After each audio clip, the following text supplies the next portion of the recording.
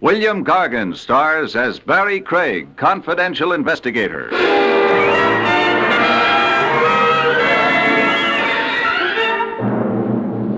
Overexertion can be dangerous, folks, but no exercise at all is even worse. Complete inactivity can only mean you're either muscle-bound or dead.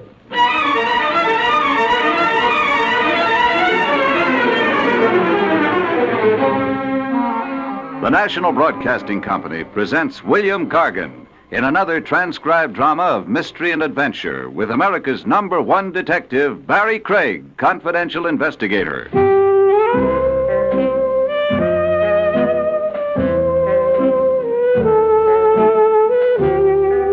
Barrie Craig speaking. Every profession has its system of reciprocal favors among colleagues. A doctor consults a fellow practitioner. Lawyers put their heads together. And even private police operatives requisition each other's time and brain power. The colleague and competitor who sought my aid one fine day was a chap named Max Marcy. Marcy operated a one-man investigation agency a half-mile from the dump I call my own. Not too young, Marcy, along in years. Ready for retirement, but too poor to afford it. I'm 35 years in the business, Craig. I'm afraid there's only one way I know of to quit. Feet first, huh? In a pine box, yes. What keeps you coppering, Max, when you could be riding a rocking chair? The same thing that started me working 3 decades ago. Food, shelter, and the high cost of government? A livelihood, yes. Nothing socked away, Max? Oh, maybe $500 in war bonds. Not much for a lifetime in harness. You know, there's an old axiom, Craig. Yeah, it's up there on my wall, reading Cops Die Broke. Work for me, Craig. On what? The man I frankly find impossible to locate. For 3 weeks now, I've used every trick I know, every avenue. His name? Anatole Barber. The only clue I have is that he was once a rug dealer. A rug dealer? Oriental rugs. 15 years ago, he had a store on 3rd Avenue. Cold trail, huh? Cold like ice. Who assigned you to look for Anatole Barber? That information is confidential. I understand. Client doesn't want his name bandied about. So you're really stuck, huh, Max? Oh, not so much stuck as... As? Sick. Exhausted. I don't have the old strength. You know, the machine runs down. This coming October, I'm 64, Craig. Then why not just dump a tough case? Why aggravate yourself? $2,000. Who can dump $2,000? No cop I know. Find Anatole Barber. I'll split with you. The fee's all yours. I'll just tap you for expenses. Barber, a one-time rug dealer. You've, of course, got a full description of him. Even a photograph. Oh, Craig, I don't know how to thank you. I'm not doing it for you, Max. I'm really doing it for me. I look at you and I see me. Me a quarter of a century hence. I'm out asking a younger cop to help me stay in business. One cop runs into a blank wall. Another cop finds a door through the wall. The luck of the game. What was tough for Max Marcy was easy for me, as it turned out. An ex-Oriental rug dealer is a member of a clan. The tricky science of rugs limits the colony of dealers to a small, tight elite. One big family of operators, so to speak. My information on Anatole Barber came from a gentleman named Amar Sarabi. Yes, Anatole Barber is well known to me. Under which rug is he hiding? For a long time now, Anatole is not in our trade. He had a store on Upper 3rd Avenue some 15 years ago, I hear. Yes, the Mecca Bazaar. He was the cleverest trader of all of us, Anatole. But he folded his tent. Why he gave up his business, nobody knows. You make it sound mystifying. Fine Oriental rugs are more than a business, Mr. Craig. They are a culture and a passion. I might even say a cult. It is in our blood. Now really enlighten me, huh? Where can I find your renegade colleague, Anatole Barber? He lives in Sackett Bay. Sackett Bay out in Long Island? Yes. He's using his mother's name now, Belmar. His mother was English. Anatole Belmar. Yes. Tell me, How is it you have Anatole Baba Belmar's whereabouts at your fingertips? We have a trade association. I am corresponding secretary. Even though Anatole is retired from our trade, he has faithfully kept up his dues. I see. Well, I want to thank you, Mr. Sereby. I've been privileged. You are perhaps interested in a fine Bokhara rug at a great sacrifice price. Mr. Sereby, please, let go of my coat lapels. I phoned Max Marcy the good news. Hello, Max. Yes, Craig? That $2,000 fee, start spending it. You found Anatole Barber? Anatole Baba Belmar. He's using his mother's maiden name. Lives out in Sackett Bay. 30 miles out in Long Island, Max. Craig, I'm at a loss for words. Why, it's hardly been 12 hours. No bouquets, Max. It happens. The brakes. I got the brakes. Okay for me to follow through in Sackett Bay? Just to verify his presence there, how he's established. Craig, don't alarm the man into flight. I'll pose as a door-to-door salesman. Max, don't worry. Telephone me from Sackett Bay. Will do. So long. At Sackett Bay, Long Island, the guy with blue freckles in the general store told me where to find Anatole Belmar. On an island a half-mile off the mainland. Anatole B. was known around Sackett Bay as the recluse type. The gent with a black patch over his eye ferried me to Belmar's Island. He drove the leaky motorboat like a suicide, as many knots an hour as he had kinks in his brain. Hey, Buster, slow down. Hey, Buster, I'm 2 premiums behind in my insurance. Oh, wait. Either a deaf mute or not the talking type. I found a suitable prayer and began to mumble it. Belmar's Island had overstuffed seagulls on it the size of vultures. It also had a shack. A shack put together with paper, paste, and wire. I knocked politely. Oh, Anatole Belmar. No answer. I did the impolite thing. I just walked in. Inside, I again did the polite thing. I removed my hat. You generally do if you've got visiting manners. You even make a special point of remembering to remove your hat in the presence of the dead. How dead was Anatole Belmar? Dead beyond recall. He was hanging by his neck from a beam 8 feet off the floor. I changed my first diagnosis of suicide when I saw the lump on his head. He'd been slugged and strung up by somebody hoping to pass it off as suicide. I had news for the local police, and after that, I had mournful news for Max.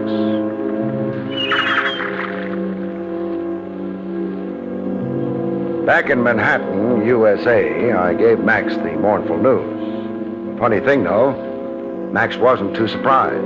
All day today, I anticipated just what you've now told me, Craig. You guessed I'd find Anatole Barber. Barber owed him $10,000 from an old business investment. He wanted to locate Barber so he could file civil suit. Fish story. A lie, yes, surely a lie. Max. Yes, Craig. The sad truth is, in finding Anatole Barber, you gave an unwitting assist to a murder. Also, to give credit where credit is due, so alas did I. We were fingermen. One other thing, Max. What? This alias Alan Merritt. Even with the traceable signature on that retainer form no longer worrying him, he's still got a loose thread dangling. A thread that can become a hangman's noose. What thread? You two ever come face to face? You can identify him. I can, yes. Are you reading my mind, Max? Yes. This alias Alan Merritt, to really be safe, he must also kill me. That chance meeting face to face, somewhere, sometime, fate's little irony. Your client must right now be fretting over it. He'll try to kill you, Max, and that puts us right back in business. Or puts me in a grave. To get at you, he's got to show himself. He shows himself, and I nab him. Craig. What, Max? After you make the arrest, please see that Max Marcy gets a decent burial. A hearse drawn by 16 prancing chorus girls, Max. I make you that promise. In due time, the attempted murder of Max Marcy, Private Eye, came to pass. On a quiet street in the noonday sun, Max leaning conspicuously against a store window reading a newspaper. And yours truly deployed across the street, waiting and watching. The attempt came like a clap of thunder from the sky. Max was just a wee bit hysterical. Craig, look how close the bullet came. Here, see the crown of my hat. A hair singe is beneficial, Max. Helps prevent premature baldness. Craig, don't joke. If I didn't joke, I'd cry. He escaped you? Totally. He was staked out somewhere on one of the roofs. On that, frankly, I never figured. Now what? Well, we line up a second try at you. I'll have the roofs covered this time. All the men Lieutenant Trav Rogers over at police headquarters can spare. Sorry to do this to you, Max. The unfortunate thing about murder is you can't always predict where and when it will take place. We had cops staked out on roofs, Max sunning himself on the open street every day for a week. But when the second attempt on Max finally came, it came out of left field. It was in Max's office. In the afternoon heat, summer heat that dehydrated you every 10 minutes. I watched Max idle over to his filtered water cooler.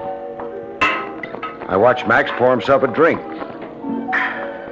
10 seconds later, I watched Max turn colors. Craig! Max, what's wrong? Craig! I'm poisoned! Max!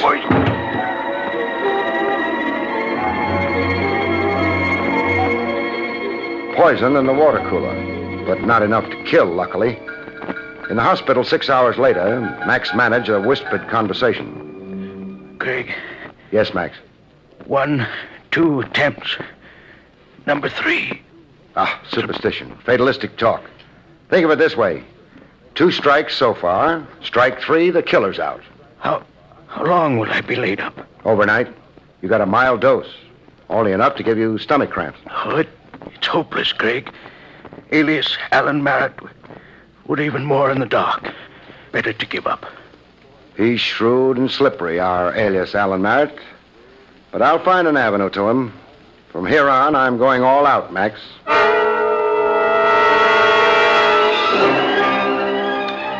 For utter lack of a lead, I did next best to the aimless thing. I stopped in to admire oriental carpets in the shop of my original contact, Amar Sarabi. Yes, I have heard the sorrowful news. Police check disclosed no next of kin, no relatives. Anatole Barber was alone in the world. How about best friends? Anatole Barber turned friendships away. He was suspicious and secretive. How about lady friends? Ladies? No, I do not think. Oh, come on. Even a suspicious and secretive recluse has some male ego. Some passing interest in the opposite sex. There was a woman. Oh, but such a long time ago. What was her name? Madame Nila Gallard. Know where I can find her? Nobody has seen Nila Gallard for 8, 10 years. How close was she to Anatole Barber? All I know to say, she worked in his store, the Mecca Bazaar. They would work together, take their meals together. Sounds chummy enough. Say, Sarabi. Yes? Anatole Barber's burial. The police have it scheduled for the day after tomorrow. A Potter's Field burial under the auspices of the city. Oh, this is regrettable. I shall see that the association extends the honors due him. That is to say, pays the bills for the funeral.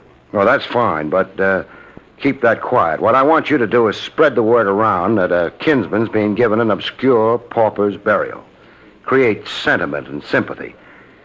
Make old friends and business associates want to pay their last respects. Give Anatole Barber a decent send-off. You think Nila Gallard will hear this and come to the funeral, huh? I hope Nila Gallard will put in an appearance.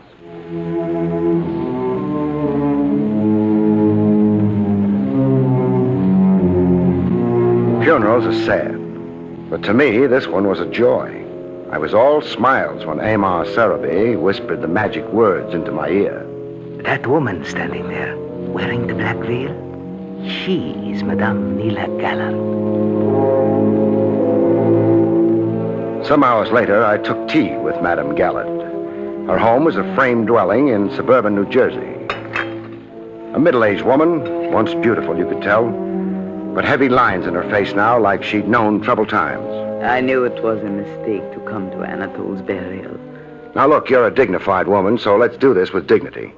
Don't make me talk like a bad-mannered cop. I have a sealed envelope given to me by Anatole Barber. I have kept it unopened for 15 years. He wanted it kept unopened? Yes, he was afraid. Afraid of what in the end was his fate. Murder? Murder. Here's the letter. On the envelope, you will see Anatole's own handwriting. To be opened only in case of my death. You're in the total dark, making blind circles, and then a bar of clear daylight knifes through the blackout. Suddenly, you're in the know. I let Max Marcy in on the contents of the letter left with Madame Gallant. Oh, you're a bloodhound, Craig. You keep moving and hoping. You've sooner or later got the spark. Anatole Barber spells out his secret in this letter. Blackmail. 15 years of it.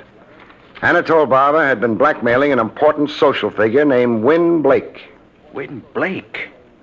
Oh, that's very hard to believe. The man is one of 50 best-known people in the world. In the letter, Anatole sounds a fatalistic note. Right in your style, Max. He expected to sooner or later be murdered. The blackmailer's chronic anxiety. They figure the worm has to turn. The sucker must finally strike back. Craig. Yes, Max. What's your attitude at this point? Meaning? Oh, don't misunderstand me, Craig, please, but... But? You can speak out openly, Max. Well, do I motivate decisions from now on, or do you? Meaning it was your case originally? There are these new ramifications. A lot of it none of our business as private operatives. Then a man like this Win Blake, a figure his size, we bungle handling it somewhere, it could blow up in our faces.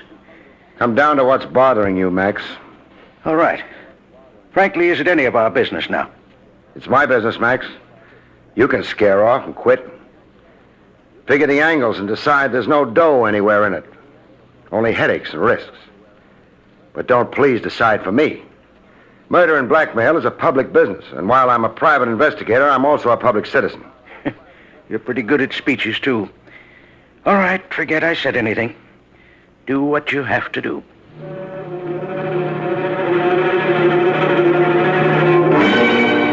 What I had to do was go see Win Blake, which I did. The Blake house was not only upper class, it was the top story of the upper class. And the guy who wielded the scepter in the palace looked every inch his role in life. Gray, distinguished, with a stiff, aristocratic spine. A polished surface veneer with only one thing marring it. His eyes. I'd never seen sadder eyes. I wondered when it would be that a man just like yourself, a detective, would come to Blake Manor. You've been wondering that nightmare for 15 years. Yes, for 15 years. The ordeal of it, sir, the eternal apprehension. The ghost in your closet clanking his chains. And these days since the death of Anatole Barber, I've barely weathered them. Remorse? I'm not surprised at the innuendo. I rather expected it. Who else would care to murder Anatole Barber? I have no answer to that. Barber, a leech who's been blackmailing you for 15 years. But I paid his every demand all these years. Why then now would I want to do violence to the man? I've got a simple answer to that. You just couldn't find Barber to kill him. I did not murder or cause the murder of Anatole Barber. What was he blackmailing you for? What did he have on you? Without legal counsel, I'm not sure I... All right, I'll tell you. I was involved in an accident in the summer of 1939. Automobile accident? Yes. A late hour in the driving rain, very little visibility. It was on a downtown street. I struck and killed an elderly pedestrian. Hit and run, huh? I'm ready now to face the charges, but I was coward enough and fool enough to drive away. I let my panic override my better judgment, my more decent instincts. You see... You had a lot to lose, you figured. You didn't want a vehicular homicide against you. I just drove away. But not unnoticed and undetected as you believed then. Somebody saw the accident, jotted down your license plate number. Anatole Barber. Mm-hmm. He operated a store where the accident occurred, a rug shop, the Mecca Bazaar. He saw everything through his store window. And he's bled you ever since. He promptly closed up shop and made you his chief business from then on, huh? He extorted a fortune from me in these 15 years. When did he tap you last? 2 weeks before he died. How much did you give him? The usual periodic $10,000 in cash. I left the money in a designated place, as I always did. Barber never showed himself personally. He wasn't taking any chances. Did you hire a private detective to locate Anatole Barber's whereabouts for you? I did not. No, huh? Anybody else in your family aware of your predicament with Anatole Barber? My wife knew, and so does my son. Your wife knew, you say? My wife is dead. Oh. And your son, where is he? He lives away at his school. What's the school? Eagle University, a medical college. Stuart's in the senior class. But my son couldn't possibly have anything How can you be sure? I suppose I cannot be sure. Son trying to get his pop out of a situation. A son nervy enough to commit the murder his father shrinks from doing.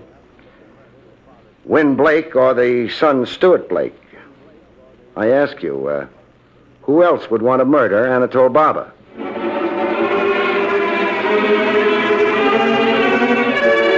so Barrie Craig went to college. The college dormitory room is only a box built around silver loving cups, souvenir banners, and pin-ups of Jane Russell. Barber was vermin. Murder was too merciful for him. He asked me he deserved 15 years of some insidious Oriental torture. Did you kill him? Did I what? Murder Anatole Barber. Yeah, sure I did. He had it coming, and I gave it to him. Nice try, Sonny. Try?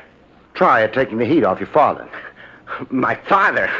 Look, Dad hasn't got the moxie for the job done on Anatole Barber. But you have, huh? I say I killed him, so let's not beat that question around anymore. Okay, we'll bypass that question for the time being.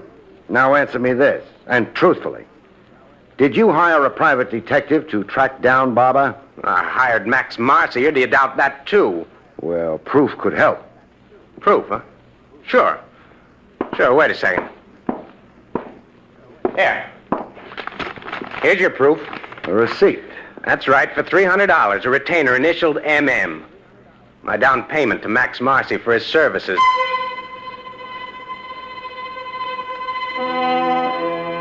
There was a statue in bronze on the college campus steps. General somebody or other. There was almost a second statue unveiled there about the time I was leaving. A statue of yours truly, stiff in the joints with an undertaker's glaze on top.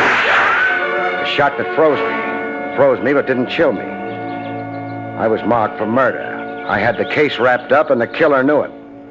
I brought Max Marcy up to date. The son is plainly lying to protect the father. That's my thought. Arrest the father. Under arrest, he'll confess. To keep the boy honest, huh? To let the son take the father's blame, that's the ultimate cowardice. It's unthinkable. No decent father would. You're right there, no doubt. I swiped a photograph of the son off his bureau top. This, Max. Handsome kid, huh? Yes, strapping. Nothing average about his looks, huh, Max? Way above average in height, size. Very distinguished looking generally. Crew cut. A break in the beak of his nose. An unusual looking boy, yes. That admission, Max, kind of gives you the lie. The lie?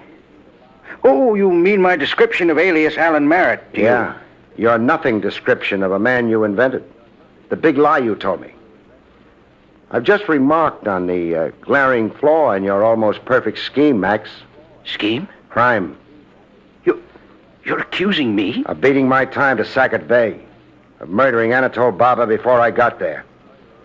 I found Barber for you. You did the rest. But, Craig, consider all the facts. Facts, huh? Facts like the phony fire you set yourself? Or the hood you hired to climb a roof and shoot at you? Or the modest dose of insect poison you deliberately poured yourself from the water cooler?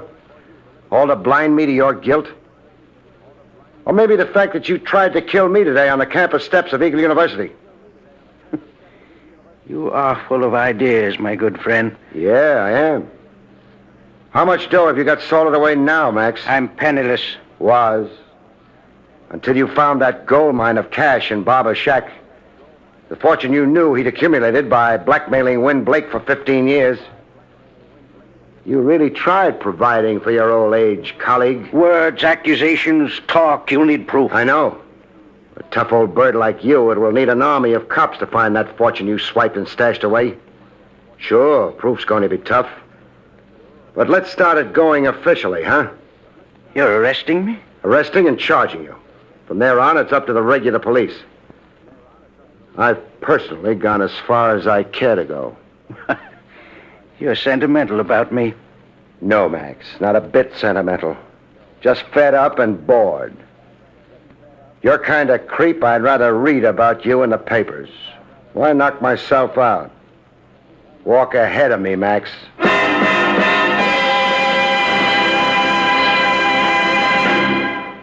You have been listening to William Gargan in another exciting transcribed mystery drama from the Adventures of Barrie Craig, confidential investigator. Tonight's story, Blood Money, was written by John Robert. Next week, our story is titled Hay is for Homicide, about which Barrie Craig has this to say. Next week's story is titled Hay is for Homicide. And the reason for this has something to do with a hayride and a farmer's daughter. With that combination, how could it help being, murder? Good night, folks. See you next week.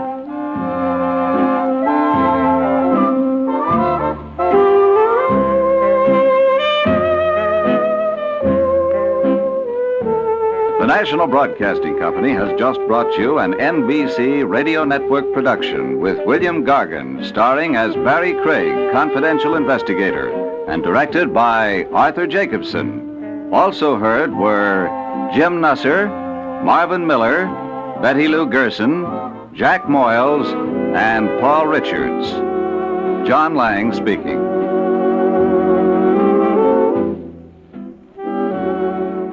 There's another exciting dragnet adventure tonight on most NBC radio stations. An adventure with America's #1 detective, Barrie Craig, confidential investigator.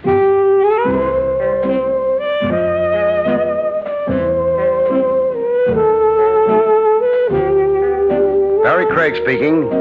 Every profession has its system of reciprocal favors among colleagues. A doctor consults a fellow practitioner. Lawyers put their heads together. And even private police operatives requisition each other's time and brain power. The colleague and competitor who sought my aid one fine day was a chap named Max Marcy. Marcy operated a one-man investigation agency a half-mile from the dump I call my own. Not too young, Marcy, along in years.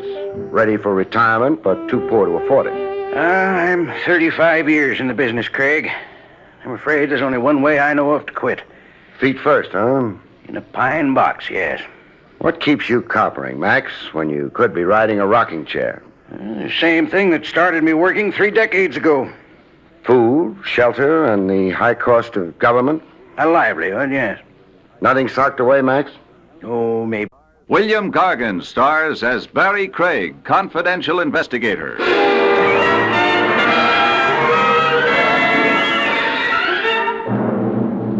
Overexertion can be dangerous, folks, but no exercise at all is even worse.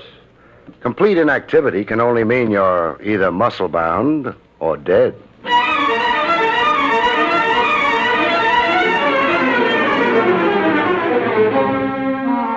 The National Broadcasting Company presents William Gargan in another transcribed drama of mystery. $500 in war bonds. Not much for a lifetime in harness. You know, there's an old axiom, Craig. Yeah, it's up there on my wall, reading Cops Die Broke. Work for me, Craig. On what? The man I frankly find impossible to locate. For 3 weeks now, I've used every trick I know, every avenue. His name? Anatole Barber. The only clue I have is that he was once a rug dealer. A rug dealer? Oriental rugs.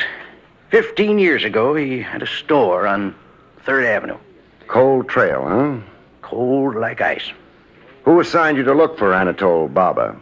That information is confidential. I understand. Client doesn't want his name bandied about. So you're really stuck, huh, Max? Oh, not so much stuck as... As? Sick. Exhausted. I don't have the old strength. You know, the machine runs down. This coming October, I'm 64, Craig. Then why not just dump a tough case? Why aggravate yourself? $2,000. Who can dump $2,000?